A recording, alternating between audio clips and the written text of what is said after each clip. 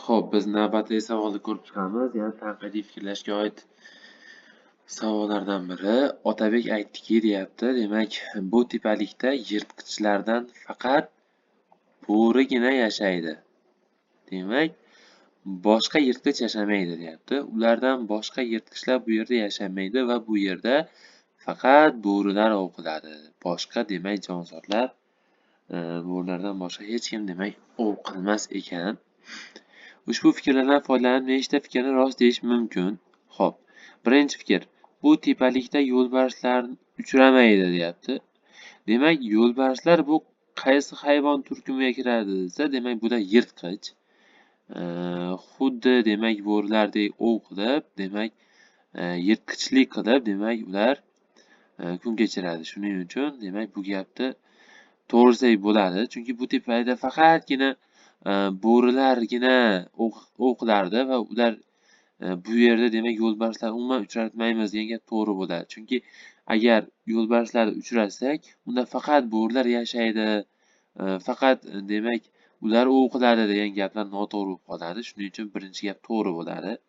Keyingi gap, bu yerdagi bo'rilar faqat boshqa joylarda ov qiladi, chunki ovlanadigan hayvonlar bu tepalikda yashamaydi. Yo'q, bu yerda bu xato.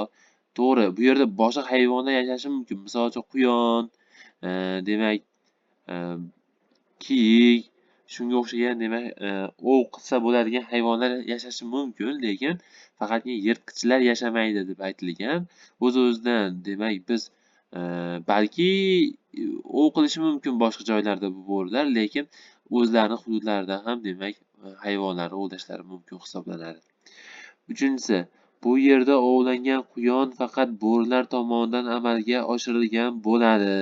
Demak, bu gap mantiqan o'ylaganda to'g'ri, chunki boshqa yirtqichlar bu yerda yashamaydi. Bo'rilardan boshqa hech kim, na odamlar, na boshqa yirtqich hayvonlar hech qaysi bir, demak, bir-birini ovlamas ekan. Shuning uchun, demak, to'g'ri javob sifatida 3 ham olsak bo'ladi. To'rtinchisi mana, bo'rilar bu tepalikning egasi. Ular bu yerga hech qaysi yirtqichni yaqinlashtirmaydi. Bu gapda endi, demak, tepalik faqatgina bo'rilarni joyiligi aynan egasi bu bo'lishi emasda endi. Misol uchun, nima uchun yo'lbarslar bu yerga yaqinlashmaydi desa, bo'rilar bu yerni egallab olgan, ularni qo'ymaydi, sherlar bu yerga qo'ymaydi emas, balki boshqa sabablar bilan nimadir sabab bo'lib turib bu yerda umuman, demak, sherlar ham, yo'lbarslar ham, unga o'xshagan yirtqichlar ham uchramasligi mumkin. Biz faqatgina bo'rilarni bu tepalikda egasi deya olmaymiz.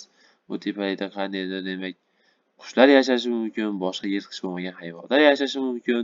Egasi degan gap bu yerda aynan tepa yuqoridagi, demak, bu yerda faqat bo'rilar yashaydi degani mana shu joyda egasi degan ma'noni anglatmaydi, demak.